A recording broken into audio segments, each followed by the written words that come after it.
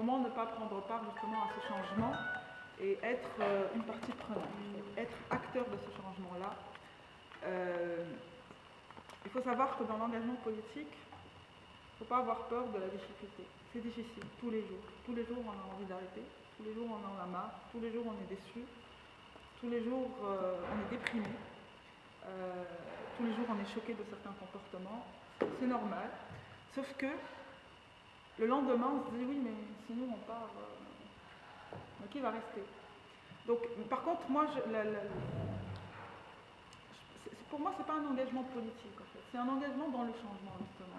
Aujourd'hui, on parle du mot politique, ça devient péjoratif.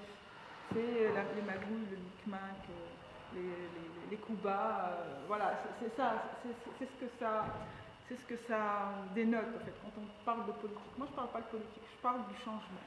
Est-ce qu'on est acteur du changement ou pas? On fait tous de la politique, avec cette notion de changement. On le fait tous.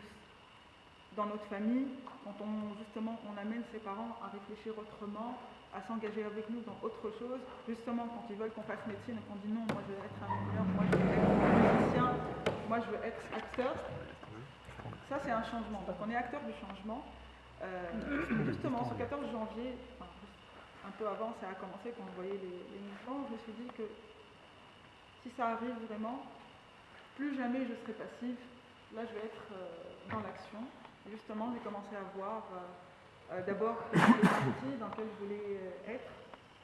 Et j'ai commencé à réfléchir à l'idéologie, justement. Au début, je pensais que j'étais à gauche, parce que, justement, je suis à cheval sur les libertés individuelles, ainsi de suite. Et puis, par la suite, petit à petit, au bout d'un an ou deux, on commence à avoir une vision de ce qu'on veut réellement, justement. Imaginer d'abord le monde.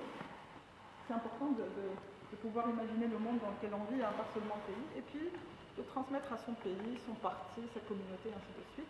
Et je me suis retrouvée avec une idéologie libérale à défendre des libertés économiques, politiques et sociales. Donc c'est ça le libéralisme. Et petit à petit, je me suis fait une place dans mon parti. Au début, je me suis intéressée à l'organisation puisque je suis consultante en management. Donc j'ai travaillé beaucoup dans mon parti sur l'organisation du parti, la démocratie interne, ainsi de suite. Et ça m'a permis d'apprendre énormément. Et puis j'ai évolué jusqu'à ce qu'un jour je me retrouve au poste de secrétaire d'État. Je m'attendais. En fait, on y aspire, mais on ne s'y attend pas. Et c'est là où on a une occasion vraiment de changer les choses. Pas facile tous les jours, parce qu'il faut justement cohabiter. Le plus dur dans le changement, c'est cohabiter avec différents états d'esprit. Justement, moi je pense que 61,7% des jeunes qui veulent travailler dans la fonction publique, c'est pas très bon, c'est ma manière de penser. D'autres pensent que c'est normal, que c'est l'État qui doit être la locomotive justement de l'économie, ainsi de suite. Donc comment faire en cohabitant amener du changement? Je pense qu'on a réussi depuis 6 ans justement à amener du changement au niveau politique. Le mode de gouvernance politique, on a un parlement aujourd'hui, on a un gouvernement, on a diverses institutions qui cohabitent ensemble et qui essayent justement d'amener ce changement. Certains trouvent qu'on a échoué. Moi je pense qu'on a réussi énormément, malgré tout. C'est difficile, mais moi je ne peux pas imaginer qu'on revienne à 7 ans en arrière. 7 ans en arrière, ce genre de cercle de discussion n'existait pas. Ne pouvait pas exister de cette manière-là, en tout cas, venir comme ça, naturellement, on parle, et vous me dites non, c'est faux, c'est juste, ça n'existait pas.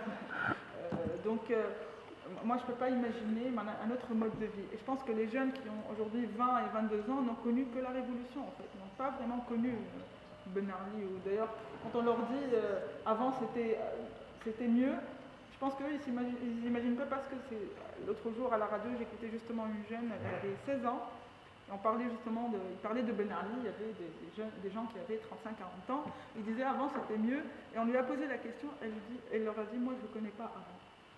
Pour moi, c'est ça ma norme, c'est maintenant en fait, c'est la liberté, c'est de pouvoir s'exprimer, c'est de pouvoir se battre justement pour des idées, pour une constitution, pour des lois, c'est la normalité. Donc moi je pense que voilà, c'est ce qui m'a donné envie de prendre part à la vie politique. Mais voilà, j'aimerais peut-être que notre rôle à nous, les jeunes, justement, d'enlever ce côté péjoratif au mot politique et d'y mettre cette connotation de changement. La politique, c'est le changement, c'est comment changer les choses vers le meilleur, justement pour que, en communauté, on puisse vivre bien et que chacun de nous, individuellement, puisse trouver son bonheur dans cette communauté-là.